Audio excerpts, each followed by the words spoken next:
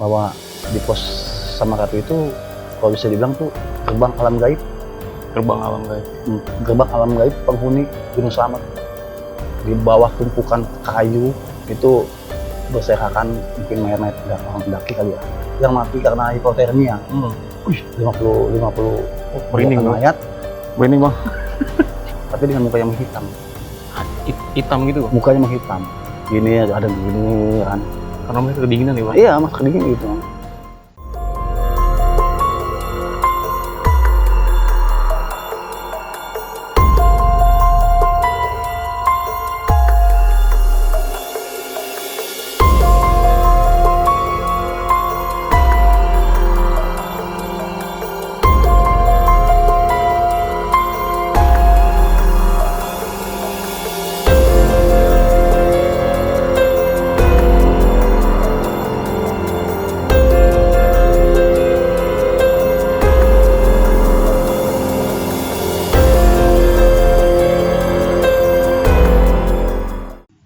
Assalamualaikum warahmatullahi wabarakatuh.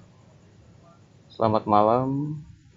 Ketemu lagi di channel Ruang Rimba di Cerpen Misteri.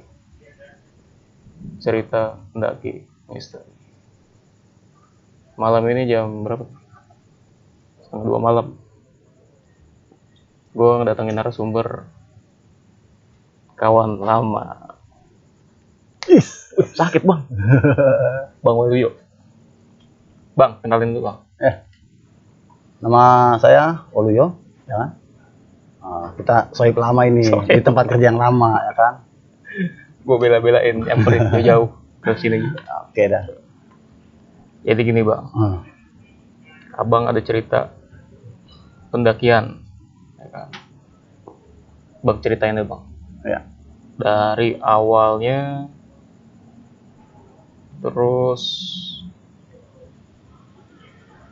cerita seremnya, cerita sedihnya kalau ada, lucunya, ya kan?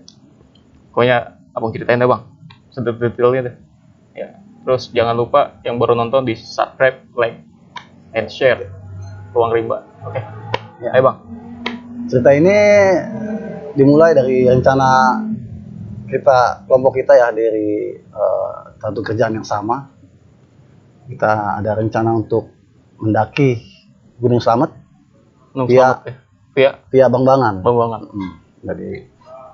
Jadi memang sudah direncanakan sebelumnya dengan secara matang-matang, ya kan. Jadi saya kebetulan juga ada hajat untuk nyekar kuburan orang tua. Jadi sekalian ya bang? Iya. Jadi saya berangkat duluan. Tahun berapa tuh? Tahun sekitar 2017 ya. 2017. Saya berangkat duluan. Saya ke kampung halaman saya dulu di Brebes, ya kan. Saya nyekar ke orang tua saya.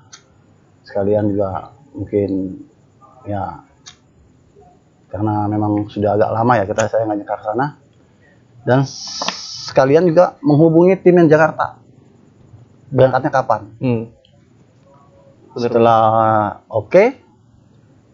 saya telepon dari kampung halaman saya, berangkatlah tim yang dari Jakarta itu dari Lebak Bulus. Ya? Jadi 2 tim, ya, saya menyusul sendiri kan. Itu kami sembari telepon-teleponan terus itu. Komunikasi nggak putus lah ya? Putus ya. Sudah berangkat belum? Nah, infonya dari sana jam 3 sore mereka berangkat. Oke lah, jam 3 sore berangkat. Nah, saya juga sudah acara nyekar sudah selesai. Dan saya langsung menuju ke titik temu, yaitu di Bangbangan ya. Itu perjalanan yang agak susah juga karena ya kan saya juga sana udah kemalaman. Berangkat dari Brebes itu jam 6 sore habis maghrib. Rupanya sudah nggak ada kendaraan umum lagi. Ya, terus abang gimana? Nah, kendaraan umum lagi yang sampai ke mana? Stasiun terminal tempat terminal ini apa ya? Terminal yang mau ke Bangbangan itu terminal Udah, Sunerjaya. pokoknya terminal itulah. Ya, terminal itu. Hmm. Nah, sudah tidak ada lagi. Nah, jadi shelter terakhir itu hanya sampai terminal Purwokerto. Oh, sampai Purwokerto doang? Purwokerto. Untuk sampai ke terminal yang paling dekat Bambangan itu udah nggak ada, karena udah malam. Masih sampai di Purwokerto itu sekitar jam 1 malam lah. Wih, 1 malam. tengah malam. Udah tengah malam ya kan. Malam terpaksa saya naik angkot charter. Kebetulan di stasiun di terminal Purwokerto itu ada seorang yang mau menawarkan, Bang, kalau mau ke Bambangan ikut kami aja, ikut saya aja. Saya mau jemput pendaki ke Bambangan. Berarti bareng. Saya mau jemput pendaki ke Bambangan. Dari Purwokerto itu kosong. Oke, saya bilang saya ikut ke jemput ke Bambangan. Ya Bang, sekalian ya sedikit buat uang bensinnya lah. Siap ya kan. Saya sampai Bambangan sekitar jam 4-an, jam 4 malam. Bambangan 4 subuh ya kan. Saya sampai Bambangan memang sudah dingin ya, udah pas. Bambangan itu pas di bawah kaki Gunung Slamet. Ya, udah pos terakhir. Sebenarnya di atas Bambangan itu tidak ada pemukiman warga lagi, sudah tidak ada, hanya pertanian aja. Sampai saya di sana, tetap hubungan dengan tim yang berangkat dari Jakarta, tetap hubungan. Nah, mereka udah sampai belum? Belum. Jam 4 saya terlebih dahulu. Sampai saya nginap dulu. Itu saya belum tahu ketemunya di mana tuh. Iya, saya hanya di pos. Ternyata mereka datang langsung ke rumah penduduk.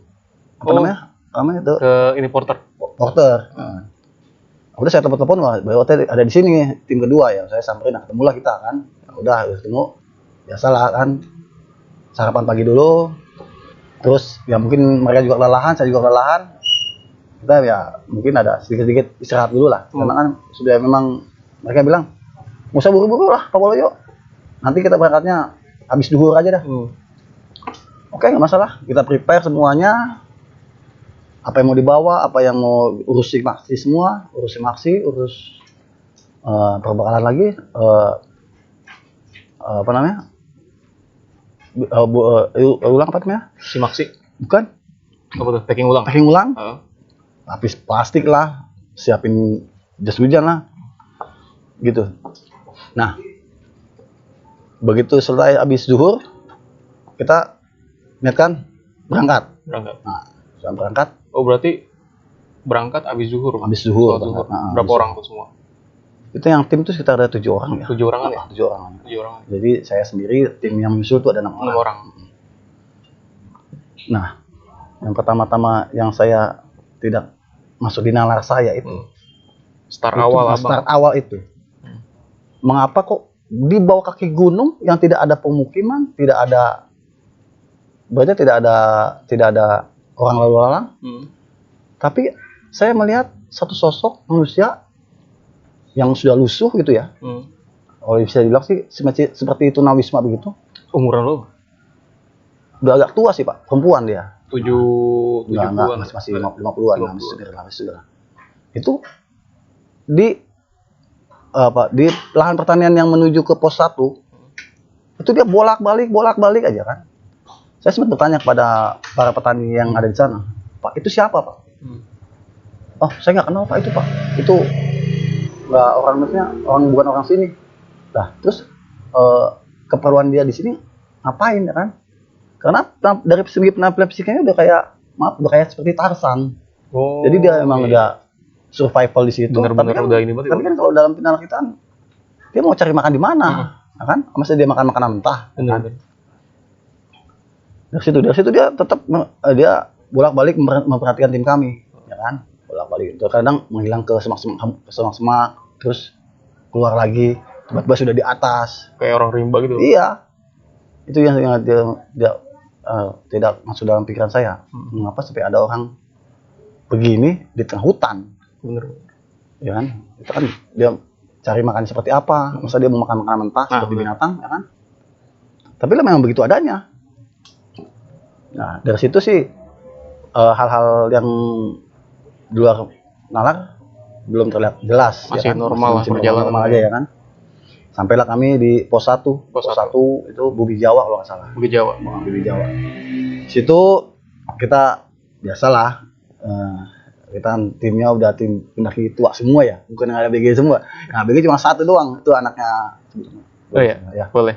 anaknya Ibu Musrifa itu, dia masih seger ya kan. Nah, gitu. Karena pendaki tua semua Masih ya. muda lah ya. Nah, jadi kita memang tidak dipaksakan untuk naik ya kan. Jadi tiap ada pos kita ngopi, rokok dulu, makan dulu ya kan, jajan lagi kan. Karena kita kan endingnya kan pengen yang enak, bukan mau susah-susah Iya, banget ya kan. benar.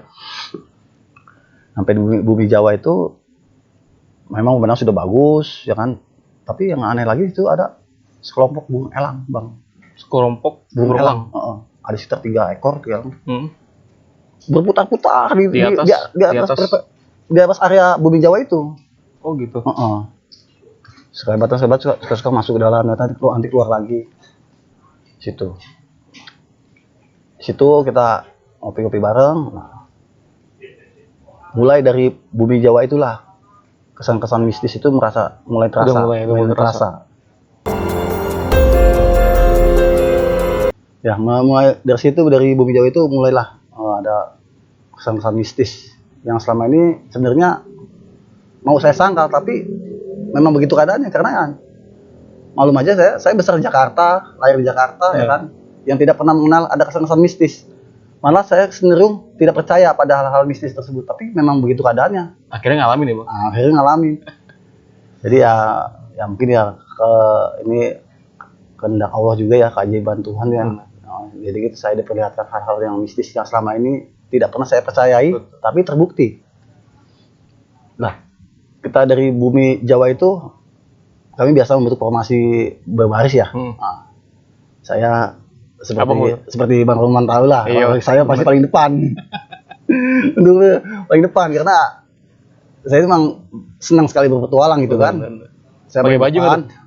Sempat juga buka baju karena waktu kalau di gunung itu ya gimana ya? Kadang-kadang kita kan adrenalin kita terkuras itu kan, ngeluarin keringat itu kan ya. Nah, itu jadinya hawanya panas, Bang. Padahal dingin gunung kan dingin, tapi badan saya itu berkeringat panas gitu kan. Terus saya buka lah untuk mendinginkan badan. Nah, semenjak dari bumi Jawa itulah yang pertama saya temukan itu jalur dari bumi Jawa ke atas itu berupa tebing-tebing tanah, Pak Norman. Tebing-tebing tanah. Tebing tanah. Ya, jadi kita jalan setapak, kiri kanan tebing tanah. Memang sih nggak terlalu tinggi ya, hanya sekitar 2 meter lah atau 1,5 meter lah ya kan. Tapi kita jalan di atas jalur air turun. Oh, berarti Abang di Celah Curug ya? Celah Curug itu jalan setapak aja kan ya, jalan setapak aja kan ya. Dari situ saya perhatikan ke depan kok di tiap-tiap tebing tanah itu muncul ular. Kalau dibilang orang Jawa itu ular dumung. Ular dumung itu seperti ular kobra hitam. Ya, saya memang nggak besar-besar sih, hanya sebesar lengan tangan ini aja. Segini mah gede, Bang. Iya, kayak mungkin king cobra kali ya. Jumlahnya ratusan, Bang. Ratusan ularnya itu jumlah tuh. Karena sepanjang tebing tanah itu dia keluar. Lalu lompat ke tebing tanah sebelahnya. Karena memang jaraknya kan nggak terlalu jauh, hanya sekitar 1 meter lah. Berarti Abang harus melewati itu? Iya. Dari tebing kiri dia lompat ke tebing kanan. Saya berpendapat, sebenarnya saya tetap berasumsi bahwa itu hanya cabang-cabang akar pohon, ya kan? Tapi yang saya itu ya lihat dengan mata kepala saya sendiri, dia memiliki mata dan mulut yang melambaikan lidahnya. Melet-melet gitu ya? Gitu.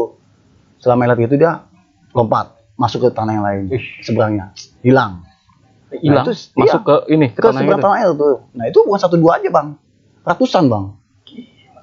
Ular itu jumlahnya tuh, ratusan. Tapi tetap waktu saya melewati itu, dia pasti udah hilang masuk ke tebing sebelahnya. Oh, berarti pas Abang lewat udah nggak ada lagi? Jadi di tempat saya sekitar 5 meteran tuh, dia lompat kiri ke kanan. Nah, itu jumlahnya ratusan. Itu berarti ibaratnya kayak pintu gerbang ya, Bang? Ya, mungkin dia emang habitat dia ya, mungkin pasti dia. Jadi ya mungkin habitat dia bisa lompat ke kiri ke kanan ya kan.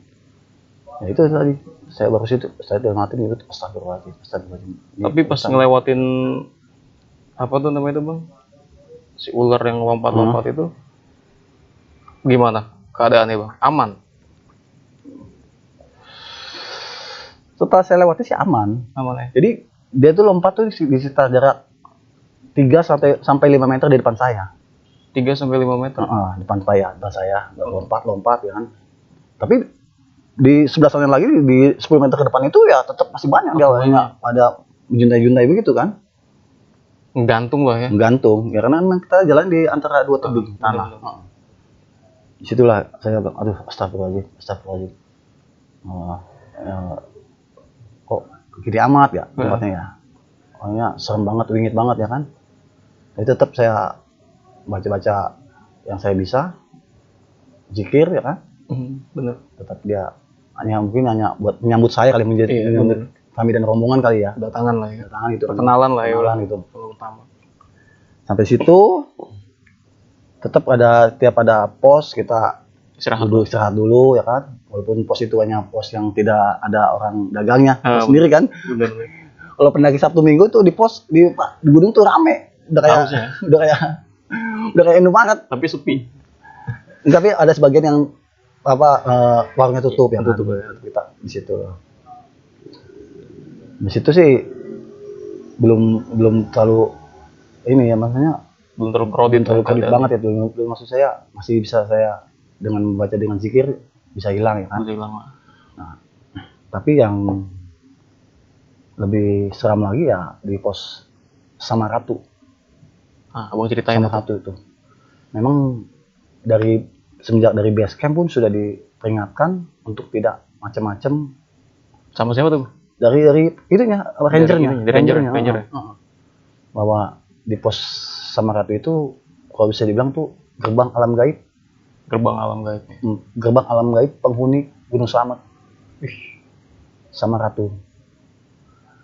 Itu saya sebenarnya diceritain ya ngeri-ngeri juga nih. Merinding juga nih. Ini tempatnya apa ya? Dia tuh bukan pos, bukan shelter. Hanya petunjuk aja bahwa Anda berada di Samaratu. Itu tempatnya Bang Nurman, kalau bisa dibilang seram. Abang lewat itu di jam? Sekitar jam 4-an. Jam 4 habis asar. Kadang juga habis hujan juga. Hujan. Itu Samaratu. Saya lewat situ.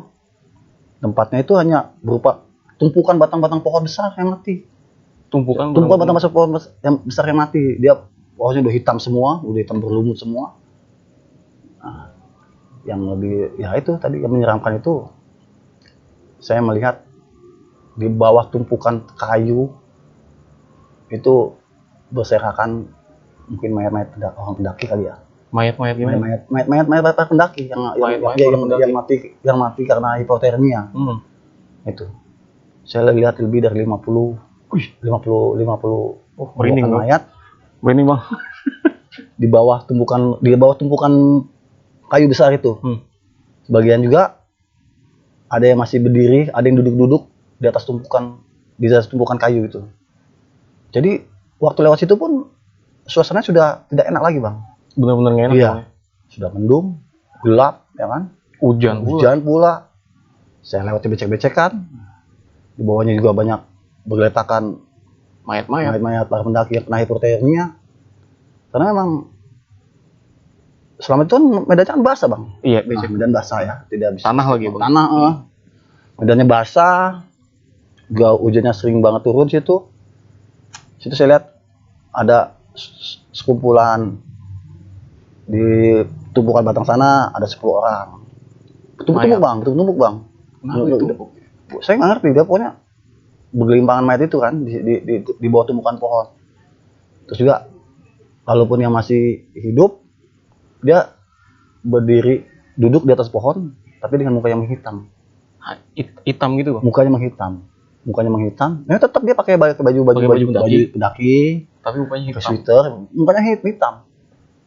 Sempat negur abang nggak tuh?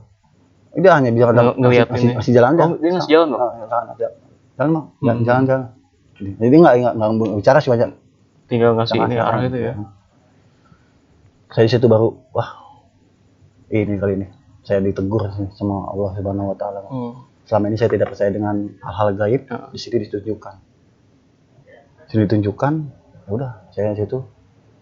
Tapi mulai dari gerbang Samaratu itulah beban saya sepertinya bertambah. Beban carrier, Beban badan carrier, ya? Carrier, badan. Iya. Saya sempat ditegur sama pendaki yang lain yang melintas yang mendahului saya kan. Bang, itu bawahnya tinggi amat bang. Bawaannya tinggi banget. Saya pikir saya nggak tinggi amat, saya hanya bawa carrier yang Abang berapa? 50 liter ya. 500 tuh kecil bang. Yang bisa dipakai. Yang bisa dipakai itu. Iya. Hanya segitu. Tapi kok bang bawaannya tinggi sekali kan. Terus rupanya mereka makhluk astral itu mulai menggeladoti saya bang. Menyerupai carrier abang. Iya. Jadi menumbuk gendong. Jadi 100 kilo kali bang. Bisa jadi. Dari situlah pergerakan saya mulai pelan ya kan. Sampai saya kan tahu abang kau jalan gimana kan. Itu benar-benar. Terus sampai dibalap sama yang lain kan. Tapi udah. Posisi di belakang. Posisi di paling belakang. Mereka mengganduli saya kan. Tapi saya bang kalau mau ikut aja, tapi jangan ganggu. Jangan ikut gendong. Berat juga masalahnya kan. Sebelum ya dari situ saya sempat bicara sendiri kan, ya kalau mau ikut aja tapi jangan gendong, saya keberatan ini ya kan. Ya, jadi hanya gitu aja kan. Terus ya udah mundur lagi. Sambil gerandulin carrier saya bang. Aduh, udah kayak jadi masa saya nggak bawa barang nggak banyak cuma sleeping bag, baju 4, baju biasa 4, jaketnya itu aja karena makanan juga nggak banyak kok. Tapi itu rasanya seperti menggendong 3-4 orang bang. 3-4 orang itu gandulin di carrier saya.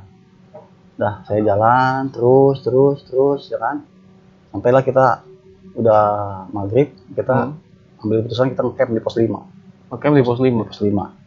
Pos 5 itu ada shelternya. Shelter ada, cuma ada tulisannya dilarang membangun tenda di dalam shelter. Karena shelternya itu berupa rumah, atap seng ya, dinding seng. Rumah dinding seng, cuma itu tulisannya khusus buat berteduh, jangan mendirikan tenda di dalam shelter. Nah, udah kita ikutin aja, karena memang itu shelter itu hanya buat ganti baju, untuk ganti baju orang, untuk ganti salin. Baju yang basah, saya juga salin baju yang basah. Baju saya yang basah saya masukin plastik, ya kan. Saya taruh di carrier paling bawah. Saya keluarkanlah baju kering-kering saya kan, saya pakai. Juga udah mulai hujan bang, Saya nggak tanggung bang, kan masa kedinginan, capean, saya pakai baju lapis 4 lapis bang. 2 lengan pendek, 2 lengan panjang, tambah lagi jaket. Plus sleeping bag. Ya kan, rekan-rekan pada bangun ada dua tenda, dua tenda, tapi mungkin karena tendanya kecil ya, jadi kan saya merasa kalau saya di tenda mah sempit nih. Nah, udah agak malam, kita udah ngopi, udah makan semua, masih apa kita untuk istirahat, break dulu istirahat. Break istirahat, saya merasa kalau saya tidur di dalam tenda ini sempit, jadi saya putuskan untuk tidur di shelter, karena shelter itu ada balai-balainya, memang khusus buat pendaki yang tidak kebagian bagian tenda, dan ya tidur di shelter itulah. Tidur di shelter itu. Nah, mulai dari dalam shelter itulah saya merasa makhluk-makhluk yang tadi gendong sama saya, ngikut sama saya itu ngumpulnya sama saya terus. Ngumpul sama abang? Jadi pengen tidur bareng sama saya. Sekitar 4-5 orang itu bang.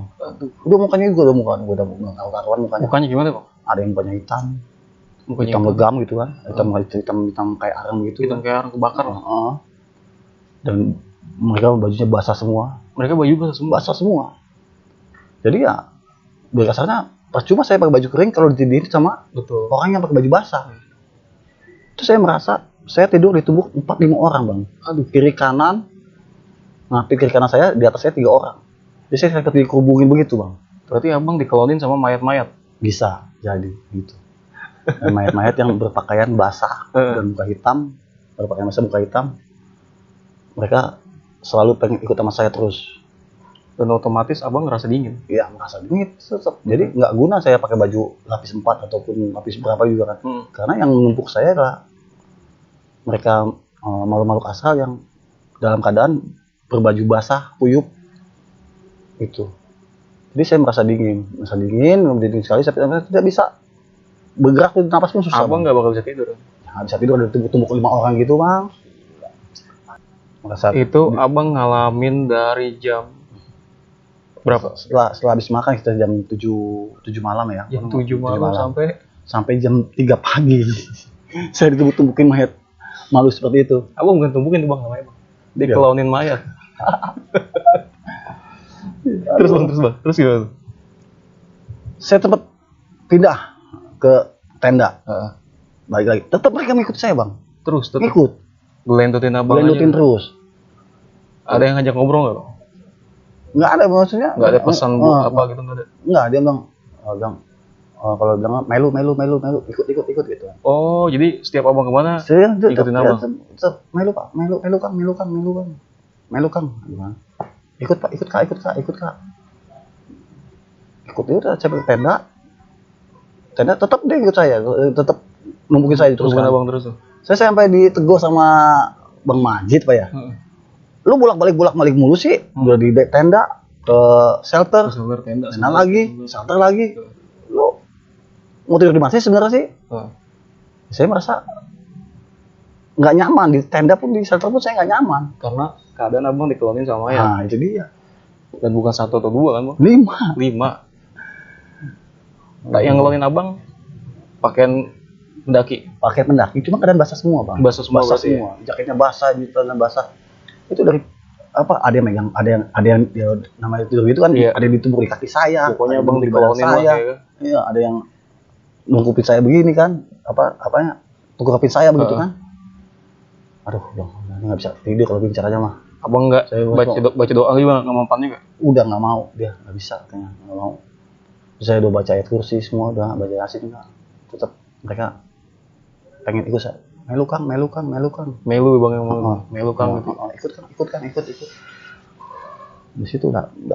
Nah, sampai situ. Sekitar jam berapa lagi tuh? Terus abang nggak tidur tuh sama sekali? Nggak tidur sama sekali, hanya tidur sekejap, bangun lagi. Karena setiap saya memejamkan mata, mereka pasti bergerak. Masih bergerak itu ada yang di muka saya lah. Oh pasti bang. Berarti bikin abang nggak bisa tidur. Suruh nggak bisa tidur, nggak boleh nggak tidur. Bang, saya bilang, udahlah kalau apa, jangan ganggu, saya mau istirahat dulu. Merinding. Ya kan. Tetap ya hanya ngotot begini, terus musuh-musuh saya terus. Musuh apa? Iya. Jadi kayak main meluk-meluk gitu. Iya benar. Atis kang. Saya bilang gitu, dingin pak. Dinginan dia masuk Kedinginan dia? Iya, dingin pak. Atis.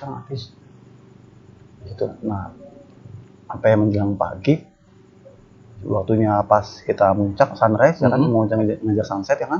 Sunset. Saya sempat bangunin. Yuk bangun yuk. Saya bilang, ada apa bang? Muncak nggak lu? Enggak, saya nggak sanggup ya. Ya, itu sempat ada kelakar juga. Wah, lu sini cuma tidur doang. Biasa udah saya sampai sini saya putuskan saya nggak ikut puncak deh. Nggak ikut puncak deh. Tanggung nih, udah bentar lagi. Udah nggak bisa. Mungkin mereka nggak merasakan karena memang sebuah tuh pas jam 2 malam itu saya lihat udah pada tidur semua. Saya doang nggak bisa tidur. Abang aja nggak tidur ya? Digandelin terus sama dia sampai muncak. Ya itu saya ya bukan sedikit itu juga ya, agak menyesal juga, cuma ya bagaimana keadaan fisik saya nggak kuat nanti bareng sama saya daripada nanti ganggu temen yang naik yang muncak kan. Benar. Saya putuskan udah nggak apa-apa bang, saya tidur aja di sini bang. Bang Majid, Musrifah naik aja deh, nggak apa-apa deh, saya sendiri aja. Yang lain naik aja semua deh. Berarti abang jaga tenda. Nah itulah. Tapi terus sampai pagi sekitar jam 7 baru mereka hilang. Oh, mereka jam 7 hilang dengan sendirinya. Baru saya itu bisa tidur. Terlelap lah. Terlelap ya. Terus sampai di situ ya harus nggak muncak. Ya udah saya terlelap situ ya, tungguin sampai yang muncak pulang. Mereka turun sampai tenda jam sekitar jam 11 jam 12 lah mereka turun. 11 jam 12 lah ya, Bang. Siang turun. Ya tetap saya masih diolok-olok sama mereka orang kan. Wah, bodoh bego lu, nggak muncak lu. Udah tangguh udah setengah jalan ya kan. Saya pikir ya udah nggak apa-apa lah mungkin. Mereka pun nggak tahu ya, Bang. Mereka pun nggak tahu kan. Sampai sekarang saya masih punya janji yang belum saya tepati. Saya pengen dua kasar membalas ya kan, untuk melanjutkan ya. Cuma ya belum ada ketemu momennya aja kan. Bukan membalas, Bang, apa? Masih menyelesaikan. Harus ada misi. Iya, misinya belum tuntas ya kan. Insyaallah ntar, Bang. Kalau ada waktu kita ya kan. Ya, dengan persiapan yang inilah, persiapan lebih matang lagi. Ya, setelah jam 11 kita jam 12 lah mereka turun dari puncak ya. Ya, saya juga udah mungkin saya cukup istirahat ya kan. Kita prepare lah untuk turun ke bawah ya kan, turun ke bawah. Itu pun masih maksudnya kita turunnya nggak terlalu ngebut Bang, santai. Santai. Tetap kita melewati lagi tadi sama ratu lagi. Apa yang Bang lihat? Situ tetap dia masih ada. Masih di situ misalkan mayat itu yang mukanya hitam. Sebanyak Abang lihat itu. Jadi makanya itu kan sama ratu kan gerbang alam gaib. Jadi yang mungkin yang dia tidak diterima atau gimana, susah untuk masuk ke alam sana. Bener Bang. Dia standby di sama ratu itu, sama ratu. Ya tapi dia ngeliatnya itu hanya sinis saja gitu kan, hanya ya udah ini nih udah pandangannya kosong semua juga. Yang kosong sih yang ini yang pada gelintan di atas dahan pohon itu, yang pohon patah itu. Oh, yang kosong tuh yang pada gelintan Bang. Kalau yang sudah terbesar di tanah sih ya hanya terpejam aja. Oh, pejam aja. Berserakan aja. Iya, udah yang mukanya busuk, mukanya separuh. Aduh. Ya kan? Mukanya separuh, udah kaki tangannya tinggal tulang doang ya kan misalkan. Tapi yang masih utuh ya itu, dia tetap gantungan kayak gini ya. Di atas dahan di dahan pohon yang bertumbuk itu. Gini ada begini kan. Karena mereka kedinginan ya, Bang. Iya, masih kedinginan gitu kan. Itu. Begini ada yang mempersilahkan Abang buat turun. Kan kalau yang terakhir, berangkat paling terakhir. Turun Pak. Ya udah. Makasih Pak ya, makasih. Saya tidak bilang makasih, hanya bilang salam aja lah. Turun itu ya udah, dari situ kita turun sih santai. Kita sempat nge-camp lagi Bang, malamnya Bang. Kita nggak langsung ke camp. Kita istirahat di terakhir, kita balik nge-camp kembali di pos 1. Bumi Jawa, balik lagi ke Bumi Jawa. Bumi Jawa situ Bu Musrifah memutuskan, Bang Ahmad juga memutuskan kita nge-camp lagi. Di malam itu. Oh, nggak langsung pulang ya Bang? Langsung pulang. Kita nge-camp semalam lagi. Bang, sekalian turun aja. Udah capek banget ini, sekalian turun aja yuk. Udah sini aja. Yuk, kita nge-camp lagi. Udah gitu. Sebenarnya takut keulang lagi Bang itu malam ya? Iya, tapi kalau pas di Bumi Jawa memang tidak terlalu mistisnya terlalu. Enggak ya Bang ya? Tapi setelah Bumi Jawa aman lah ya Bang. Setelah dari Bumi Jawa naik atasnya itu. Wah, yang terasa mistis banget. Di Bumi Jawa ya udah saya nge-camp lagi semalam, sebelum juga nge-camp. Ya istirahat semuanya, makan semuanya. Yang saya kagumi di situ ada 5 orang mendaki. Mendaki malam Bang. Keadaan hujan lebat, dia tetap mendaki. 5 orang. 5 orang. Dia katanya saya korek-korek sih dia TNI. Oh, TNI. TNI. Mungkin fisiknya bagus kali ya. Fisiknya bagus kan ya. Ini mau naik malam. Iya nih, mau naik nanti habis sholat Isya kita naik manjat. Padahal itu keadaan hujan. Wah, saya salut untuk mereka dan salut. Iya. Keadaan hujan juga. Iya, keadaan hujan. Gelap ya kan? Dia naik malam sampai 1 jam berapa ya? Gitu, yang berangkat sore aja nyampe. Dia mendaki malam. Nah, dari situlah. Ya, jadi kesan saya juga untuk para pendaki pemula ya. Jangan terlalu meremehkan alam gaib. Karena sebenarnya tuh mereka diciptakan tuh ada. Betul. Ada dari bagaimana cara kita menyikapinya aja. Percaya harus, tapi jangan meyakini. Gitu loh. Saya harus karena memang dia ada gitu.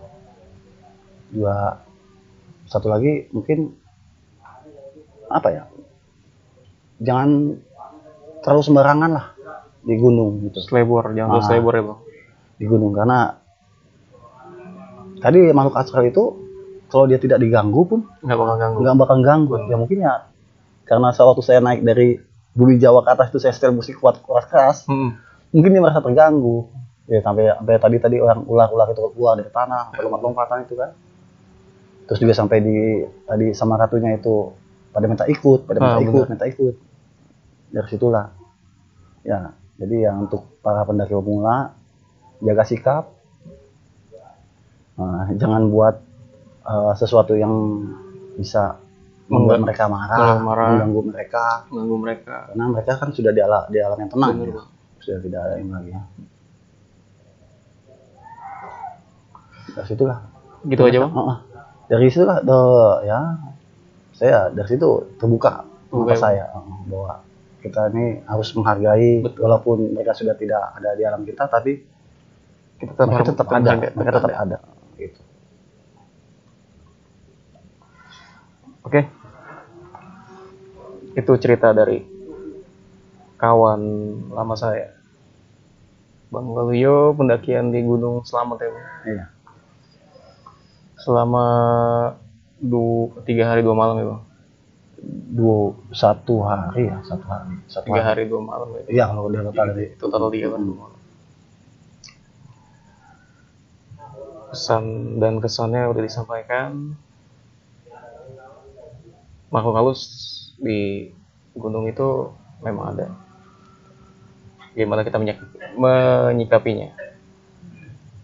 Kita harus percaya mereka ada. Tapi nggak boleh meyakini bang. Nggak boleh meyakini. Saling menghormati, ya bang. Betul. Perbedaan alam tuh ada. Ingat, perbedaan alam tuh ada. Waktu juga ada bang. Tetap sama. Mereka punya kehidupan, kita punya kehidupan. Gitu. Jadi tetap dijaga.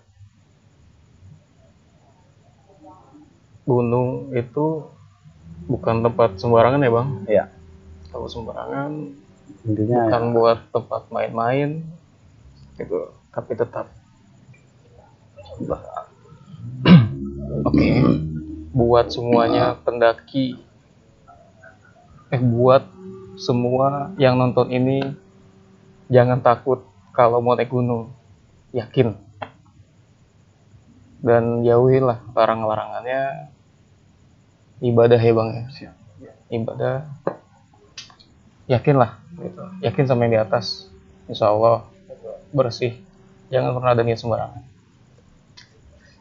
Oke, itu cerita dari kawan saya, sahabat lama saya, jarang ketemu.